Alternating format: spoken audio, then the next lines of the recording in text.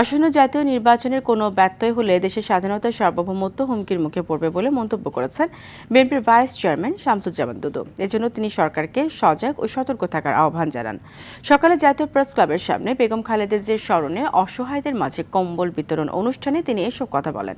শামসুজ্জামান দুদু আরও বলেন, স্বচ্ছ ও গ্রহণযোগ্য নির্বাচনের জন্য লেভেল প্লেইং ফিল্ড প্রয়োজন। সেই সঙ্গে আইন শৃঙ্খলা পরিস্থিতি ভালো হওয়া দরকার। কিন্তু নির্বাচন ঘিরে আইন শৃঙ্খলা পরিস্থিতির উন্নতি হয়নি জানিয়ে ক্ষোভ জানান শামসুজ্জামান দুদু।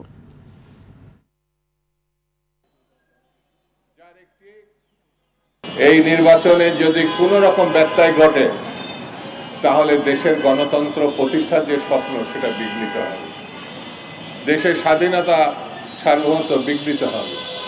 যেমন পার্শ্ববর্তী একটা দেশ বসেই আছে যেন আমরা ভালো একটি নির্বাচন করে গণতন্ত্রের উত্তরণ ঘটাতে না পারি।